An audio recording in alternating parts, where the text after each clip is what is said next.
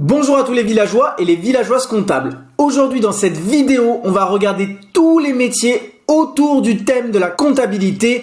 Et oui, si tu fais partie de la filière de la comptabilité, tu sais qu'il existe une multitude de métiers autour de la comptabilité. C'est ça qu'on va regarder aujourd'hui et on va les détailler un par un. Les objectifs de chaque métier, les rémunérations, les qualités, les évolutions qu'il pourrait avoir autour de chaque métier et tu vas tout trouver dans cette vidéo. Alors on s'attaque tout de suite au sommaire et on va regarder en détail tous les métiers qu'on va analyser. Alors tout d'abord le métier de secrétaire comptable, puis d'aide comptable, d'assistant comptable, de collaborateur comptable, de chef comptable, gestionnaire de paye, contrôleur de gestion, l'auditeur interne ou externe, les responsables aux finances, les responsables ou directeurs des ressources humaines, un nouveau métier qui fait écho en ce moment, le FP&A manager ou directeur, le métier bien évidemment de l'expert comptable, du commissaire aux comptes et du DAF, directeur aux finances. Pour chacun de ces métiers, comme on l'a évoqué tout à l'heure, on va regarder ensemble les objectifs de chaque métier, c'est-à-dire les missions qui incombent à chaque métier. On va ensuite regarder les qualités à avoir pour pouvoir prétendre à tel ou tel métier, le parcours, la formation et les études pour pouvoir postuler à ces postes, et surtout la rémunération et le salaire attachés à chacun des 15 postes qu'on va voir. Avant toute chose et avant d'aller plus loin, il faut savoir que peu importe le poste et le métier que tu vas choisir, en fonction de l'entreprise dans laquelle tu vas postuler. Et oui, tu peux très bien postuler sur ces mêmes postes, mais dans une entreprise de très petite taille, de moyenne taille, de grande taille, et forcément la rémunération va varier, ainsi que les missions. Pareil, tu peux faire tous ces postes en règle générale dans un cabinet d'expertise comptable, et là aussi tu auras des missions différentes, des objectifs différents, et forcément une rémunération différente. Enfin, les sociétés dans lesquelles tu vas travailler peuvent être cotées ou non cotées. Et là encore, grosse différence au niveau des objectifs, des missions et de la rémunération, forcément. Alors, un des premiers métiers lorsqu'on s'intéresse à la filière de la comptabilité est le métier de secrétaire comptable. Donc, on va regarder les missions, les qualités, les études, le salaire et l'évolution que pourrait avoir un ou une secrétaire comptable. Alors, que va faire le ou la secrétaire comptable au niveau des missions? Alors d'abord, il y a tout ce qui est accueil téléphonique et physique.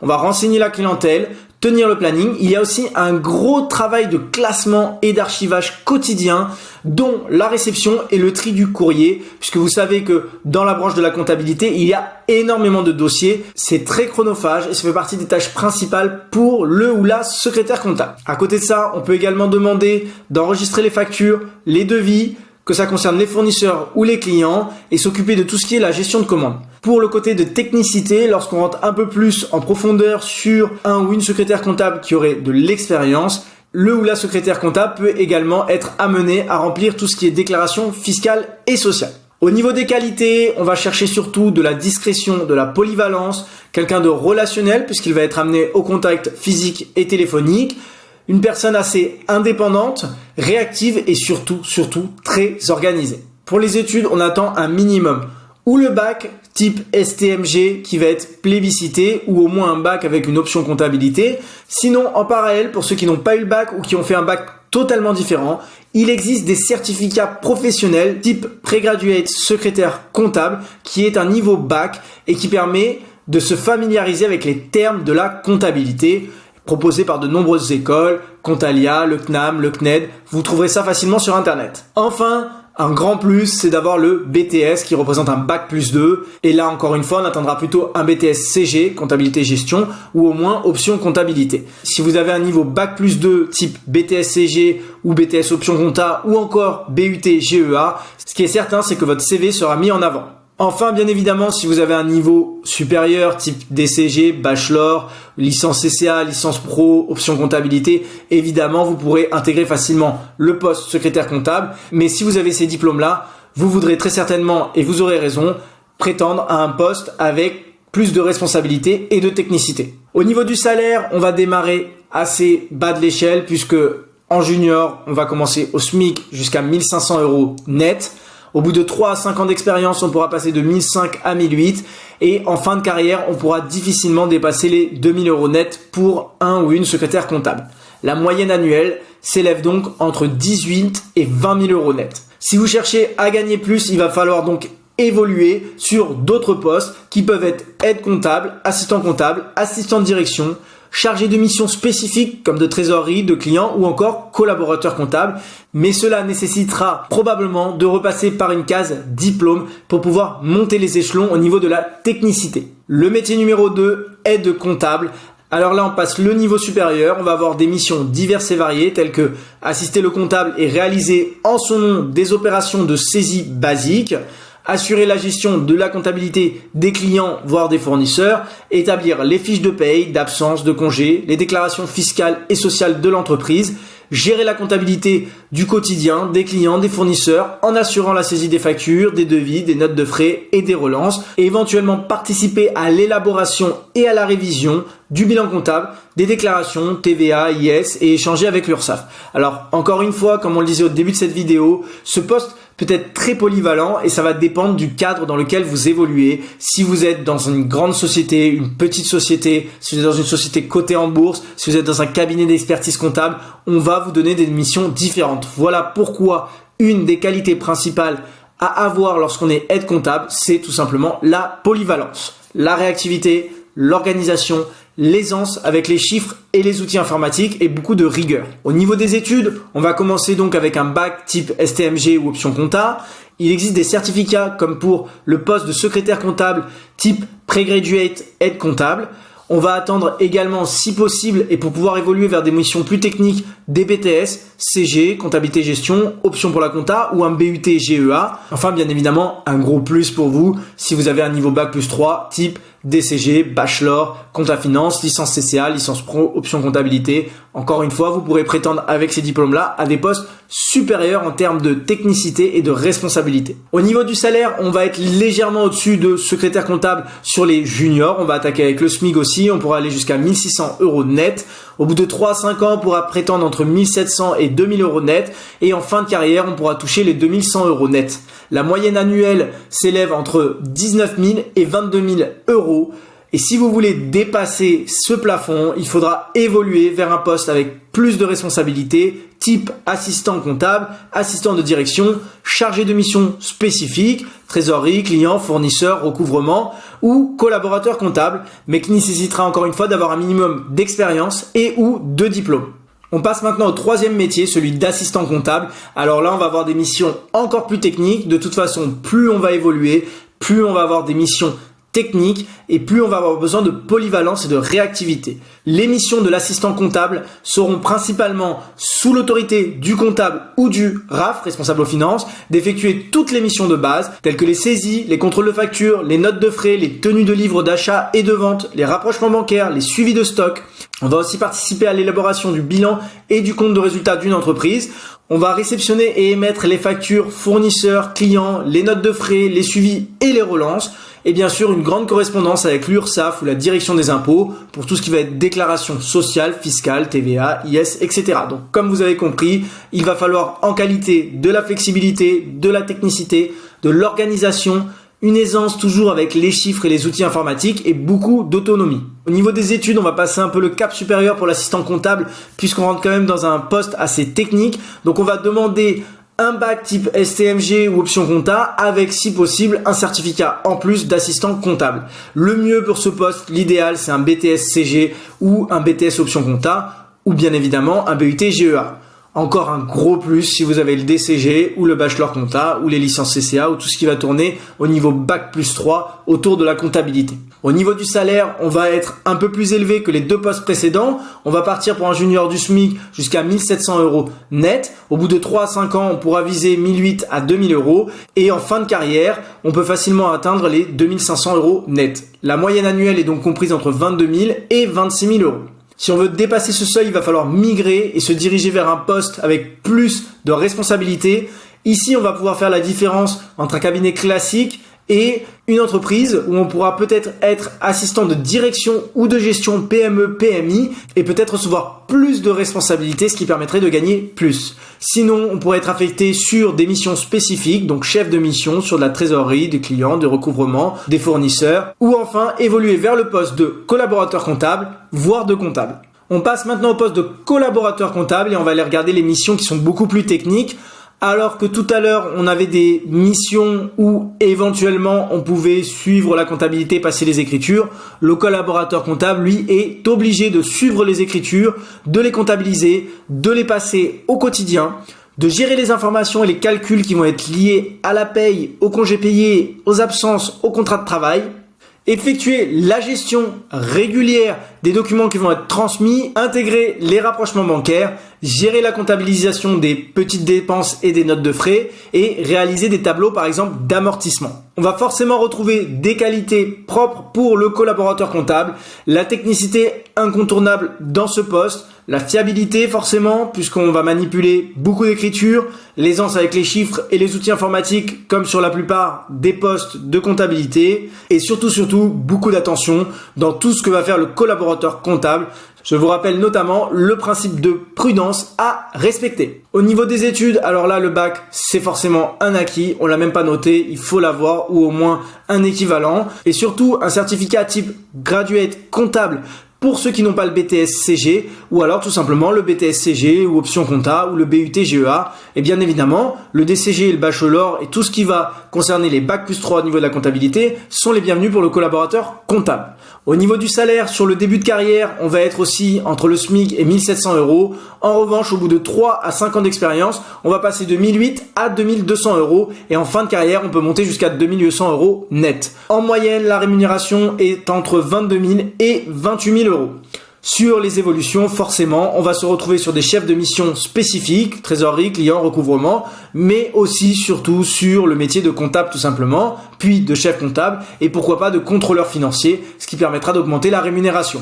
Encore une fois, je le dis et je le répète, en fonction du cadre dans lequel vous évoluez, vous pourrez avoir plus de missions et peut-être un salaire supérieur. Ici, on a essayé de faire une moyenne. Alors l'incontournable, le métier de comptable. Alors qu'est-ce que fait le comptable ?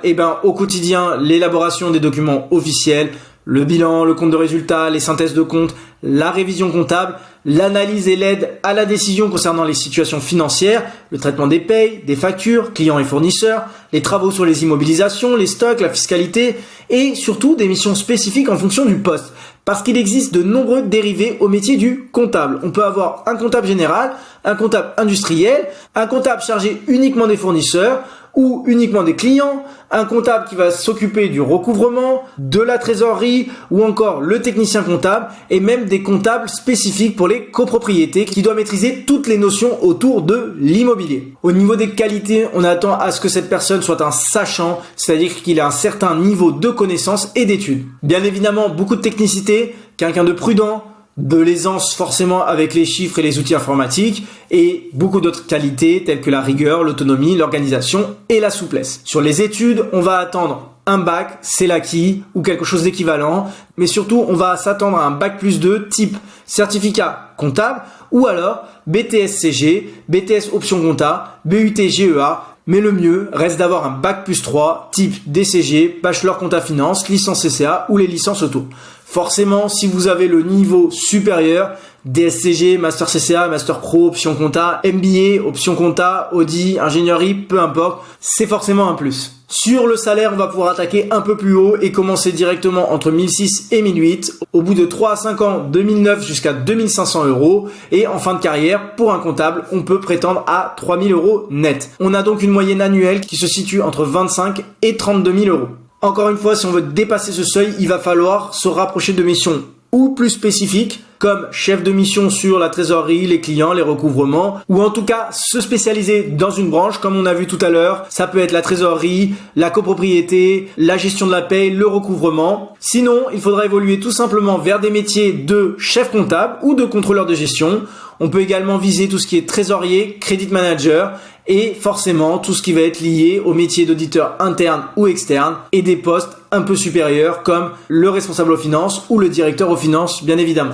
Et si le comptable continue les études, forcément, il pourra prétendre à un poste d'expertise comptable ou de commissaire aux comptes. Mais pour cela, il faut obtenir le fameux diplôme d'expertise comptable. On va maintenant regarder le chef comptable. Alors là, on va avoir des missions beaucoup plus techniques.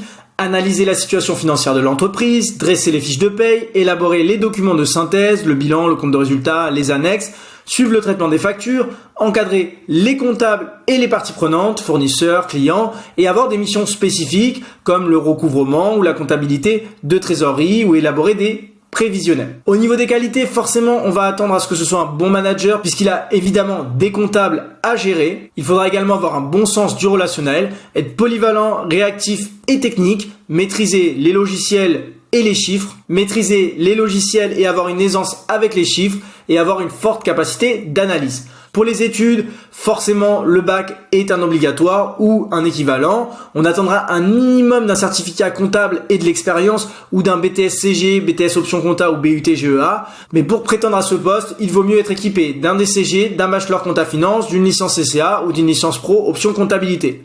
Forcément, si vous avez un diplôme supérieur, vous pourrez plus facilement aller vers ce poste de chef comptable. Si vous avez le DSCG, un master CCA, un master pro option compta, un MBA compta ou Audit, peu importe le MBA que vous aurez passé tant qu'il tourne autour de la comptabilité et que vous pouvez justifier d'un bac plus 5. Au niveau du salaire, on va pouvoir évoluer plus vite. On va commencer entre 1007 et 1009. Au bout de 3 à 5 ans, de 2000 à 3000 euros net et jusqu'à 4500 euros en fin de carrière. On a donc une moyenne annuelle qui s'établit entre 28 et 40 000 euros. Pour pouvoir aller plus loin dans cette rémunération, on va évoluer vers des postes de chef, de responsable de mission ou de trésorier ou de credit manager. Comme tout à l'heure pour le comptable, en fait, vers une mission spécifique, dans un cadre spécifique, vous aurez plus de chances d'avoir une meilleure rémunération si vous êtes embauché dans une société cotée en bourse. Vous pouvez également prétendre à des postes comme contrôleur financier, auditeur interne ou externe, et bien évidemment au métier d'expert comptable et de commissaire aux comptes, comme pour le comptable, si vous avez passé le fameux diplôme d'expertise comptable et que vous avez réussi vos 3 ans de stage et votre mémoire. Sinon, je vous rappelle qu'il est impossible d'accéder à ces postes d'expert comptable et de commissaire aux comptes sans passer par le fameux diplôme d'expertise comptable ou le diplôme propre au commissaire aux comptes. Enfin, vous pouvez prétendre à d'autres postes comme responsable aux finances ou encore directeur aux finances, surtout si vous avez un bac plus 5.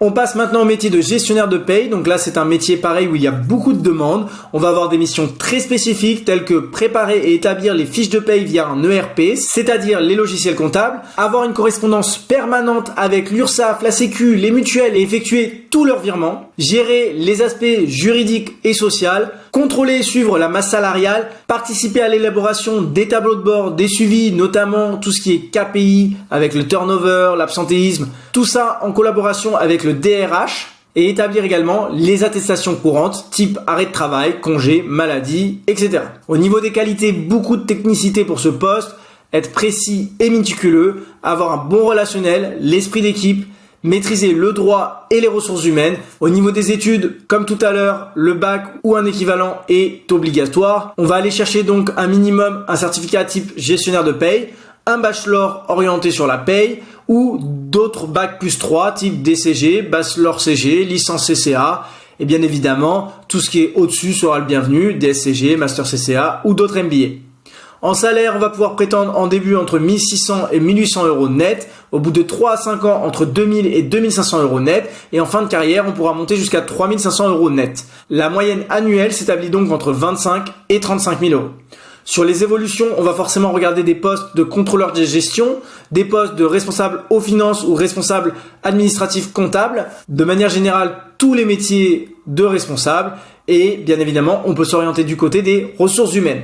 On passe désormais au poste de contrôleur de gestion qui est un métier très spécifique avec beaucoup de responsabilités. On va avoir des missions telles que superviser l'ensemble des opérations comptables et financières, réaliser un audit financier et comptable et surtout anticiper les risques, mettre en place des tableaux de bord pour faire apparaître l'ensemble des résultats, que ce soit la production, le stock, la rentabilité, analyser les différences entre les chiffres prévisionnels et les réels pour constater les écarts et trouver des solutions. Donc on voit qu'on est dans un poste très technique, on va avoir besoin en qualité de maîtriser la totalité des outils informatiques, d'avoir un esprit critique, un bon sens de relationnel, être minutieux, organisé, précis et technique. Un bachelor orienté contrôleur de gestion, tout ce qui va être bac plus 3, DCG, bachelor CG, licence CCA, et bien évidemment tout ce qui est au-dessus est toujours le bienvenu. Ici, on va plutôt viser les postes bac plus 3 pour pouvoir avoir une chance d'être contrôleur de gestion. Ou alors il va falloir beaucoup d'expérience. Au niveau du salaire, on va pouvoir prétendre directement à un salaire compris entre 1700 et 1900 euros,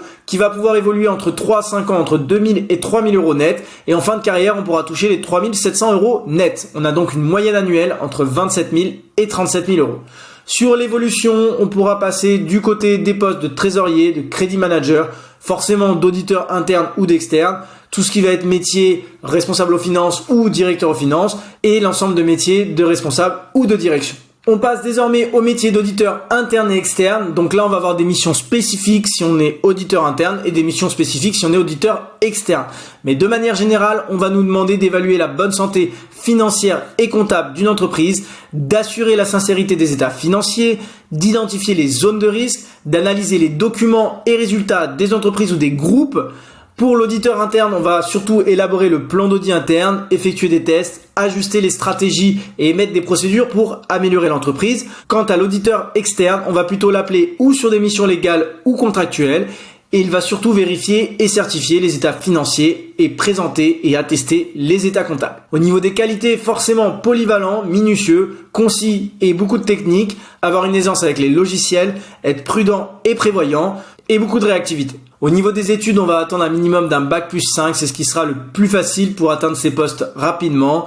On peut toujours les atteindre avec des bac+3 et de l'expérience, mais si vous voulez passer par une voie plus rapide, les bac+5 sont les bienvenus. Tout ce qui va être DSCG, diplôme supérieur comptabilité et gestion, master CCA, master pro option compta, les MBA de comptabilité d'audit, ou tout ce qui va être diplôme, institut d'études politiques avec l'option finance ou les diplômes de commerce avec les spécialisations pour la finance. En salaire, dès le début, on va pouvoir prétendre entre 1008 et 2000 euros. Au bout de 3 à 5 ans, entre 2100 et 3005. Et en fin de carrière, on peut atteindre jusqu'à 6 000 euros net. On a donc une moyenne annuelle qui s'élève entre 29 000 et 55 000 euros. Au niveau de l'évolution, tout simplement être responsable d'audit.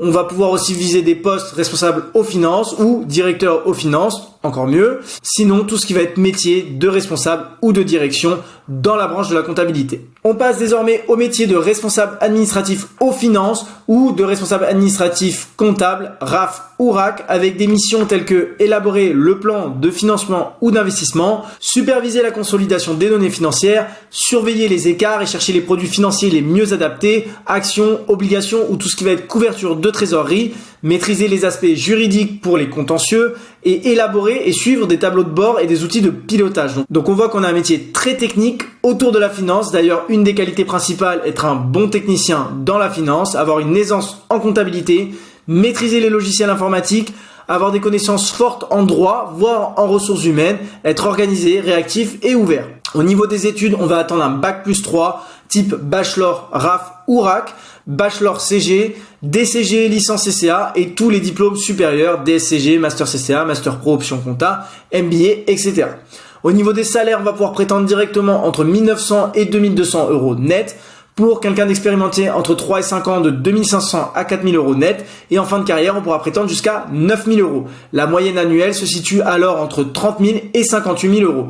Si on veut évoluer, on peut évoluer vers des postes plus spécifiques de trésorier ou de crédit manager selon le cadre. Si on est une société, par exemple, cotée en bourse, partir vers des métiers d'auditeurs internes ou externes.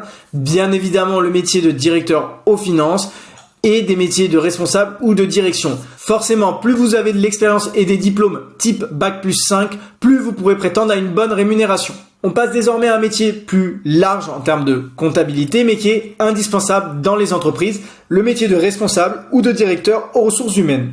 Les missions seront donc de définir la politique de rémunération, les primes, les avantages sociaux, négocier avec toutes les parties prenantes et les différents syndicats, délégués du personnel, comités d'entreprise, élaborer et contrôler tout ce qui est gestion prévisionnelle des compétences avec tous les outils de pilotage, notamment le tableau de bord social, entretenir des relations permanentes avec les cabinets juridiques et opérer une veille juridique, assurer la politique de recrutement et contribuer à la création de l'organigramme ou de la hiérarchie de l'entreprise.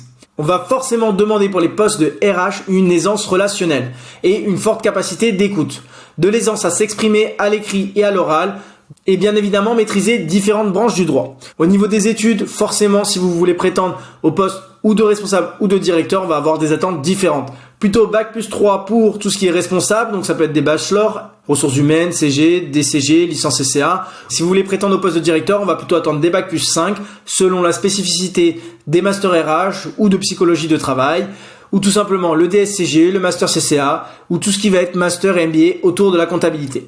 En début de carrière, on va pouvoir demander pour un responsable entre 1700 et 2200 euros net. Quand on va commencer à monter en termes d'expérience au bout de 3 à 5 ans, de 2005 à 4000 euros net. Et lorsqu'on est directeur, on peut prétendre jusqu'à 10 000 euros net en fin de carrière selon le cadre dans lequel on évolue et bien évidemment de l'importance de l'entreprise. On va donc avoir une moyenne annuelle entre 30 et 62 000 euros.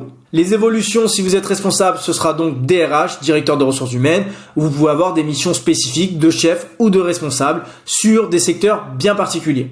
Enfin, vous pourrez prétendre à d'autres métiers de responsable ou de direction. Alors, on passe désormais à un nouveau métier qui fait écho dans la finance et dans la comptabilité, le poste de FP&A, manager ou directeur. Alors là, les missions vont être d'analyser les données, l'entrée, la sortie d'argent, les stocks, gérer les budgets, les investissements et les crédits, élaborer et gérer les outils de pilotage pour suivre la santé économique et financière de l'entreprise, anticiper les risques, planifier l'analyse financière pour accompagner les parties prenantes dans la gouvernance opérationnelle et stratégique de l'entreprise, dresser des reportings précis, consulter en temps réel les demandes d'achat, transactions et paiements.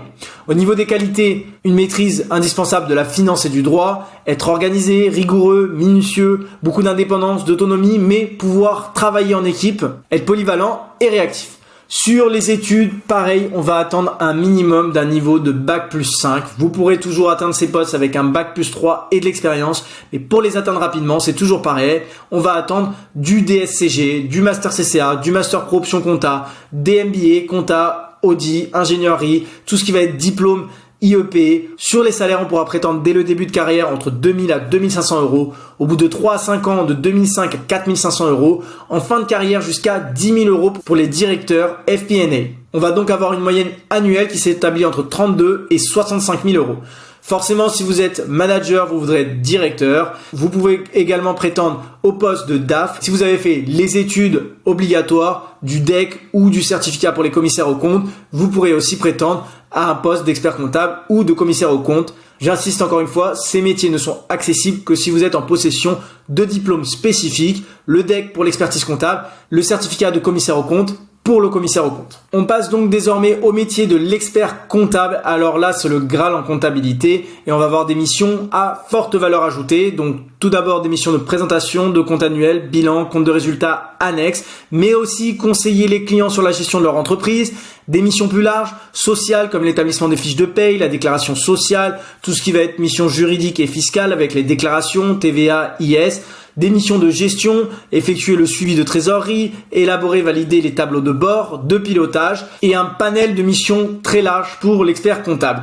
On attend de lui en qualité que ce soit un sachant, qu'il soit rigoureux, qu'il ait un fort esprit de critique, qu'il soit organisé, méticuleux et concis, beaucoup de confiance et d'honnêteté dans le métier d'expertise comptable, la maîtrise des logiciels, une ouverture d'esprit et surtout beaucoup d'anticipation et de prudence. Au niveau des études, cette fois-ci, pas le choix, il nous faut le DSCG plus les 3 ans de stage pour obtenir le fameux DEC, diplôme d'expertise comptable. On peut aussi passer par la voie de l'expertise comptable via le certificat préparatoire en fonction de commissaire aux comptes, le fameux CPF CAC. Au niveau du salaire, on va pouvoir dès le début de la carrière prétendre entre 2500 et 3200 euros net. Assez rapidement, entre 3 et 5 ans, on pourra passer entre 3500 et 6000 euros net. Et en fin de carrière, on peut évoluer jusqu'à 12 000 euros net selon la structure dans laquelle on est employé ou si on est notre propre patron et qu'on a développé notre cabinet ou nos cabinets d'expertise comptable. La moyenne annuelle se situe donc entre 35 et 68 000 euros. L'évolution peut se faire sur des postes de commissaire aux comptes ou de directeur aux finances. On passe désormais au métier de commissaire aux comptes. Alors, on va avoir des missions très spécifiques, contractuelles et légales dans ce métier, certifier la régularité, la sincérité et l'image fidèle de la société, certifier la sincérité et la concordance des informations financières à l'Assemblée générale, informer le procureur de la République d'éventuels délits, vérifier les entreprises et émettre des attestations, se prononcer sur des comptes intermédiaires ou prévisionnels, rédiger des rapports et signaler des incohérences. Et encore un large panel de fonctions pour le commissaire aux comptes. Au niveau des qualités, connaissance poussée des règles comptables et juridiques, aisance relationnelle, l'expert comptable est organisé et minutieux, il maîtrise les règles déontologiques, il est réactif et flexible. Au niveau des études, c'est pareil, où on passe par la filière de la comptabilité, de l'expertise comptable, avec le DEC auquel on ajoutera un stage pour exercer les fonctions de commissaire aux comptes, ou on passe par le certificat préparatoire aux fonctions de commissaire aux comptes, le CPF CAC. Pour le salaire, dès le début de carrière, on peut prétendre entre 2300 et 3300 euros net. Au bout de 3 à 5 ans, entre 4000 et 7000 euros net. Et en fin de carrière, on peut même toucher les 15 000 euros. On a donc une moyenne annuelle entre 35 et 75 000 euros. On peut évoluer vers des postes d'expert comptable, de directeur aux finances ou de commissaire sur des missions spécifiques, aux fusions, aux apports. Encore une fois, le salaire du commissaire aux comptes peut être très évolutif, supérieur ou inférieur à celui de l'expert comptable en fonction du cadre dans lequel il évolue. On passe sur le dernier poste, le métier de directeur administratif aux finances. Alors là, on est vraiment sur un métier très large et qui va vraiment être dépendant de la structure dans laquelle vous allez évoluer. Au niveau des missions, assurer la gestion administrative et financière de l'entreprise, contrôler les différentes activités et les outils de pilotage, garantir la comptabilité, sincérité, régularité et fidélité de l'image, suivre la trésorerie, les investissements, les crédits, gérer les relations mocaires, s'occuper des positions financières, les couvertures de trésorerie, acquérir des actions, émettre des obligations, gérer les contentieux et épauler le CA pour les opérations techniques comme celles de fusion.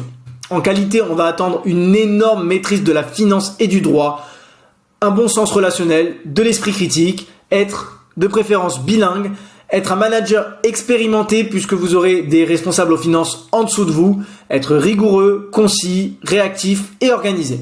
Sur les études, on va viser un minimum d'un bac+5, DSCG, Master CCA, tout ce qui va être MBA autour de la comptabilité. Vous pouvez venir des filiales, des instituts d'études politiques ou des écoles de commerce avec des spécialisations sur la finance. Au niveau des salaires, c'est là où ça va être très variable. Quoi qu'il arrive, on peut commencer entre 3 000 et 4 000 euros net. Au bout de 3 à 5 ans, de 4 500 à 7 500 euros net. Et en fin de carrière, on peut atteindre jusqu'à 18 000 euros, voire plus selon la société dans laquelle vous évoluez. Si vous êtes le DAF de société cotée en bourse, vous pouvez largement avoir une rémunération annuelle supérieure ou égale à 100 000 euros. La moyenne se situe donc entre 35 et 75 000 euros sur les évolutions, les postes d'expert comptable, de commissaire aux comptes ou de commissaire aux fusions ou aux apports, sous réserve que vous ayez validé le DEC ou le certificat d'aptitude pour la fonction de commissaire aux comptes. Voilà, cette vidéo est désormais terminée. On a fait le tour de tous les diplômes importants autour de la comptabilité. Merci de nous avoir regardés. Si tu n'as pas encore rejoint le village, pense à l'intégrer et abonne-toi à notre chaîne pour d'autres conseils et d'autres astuces.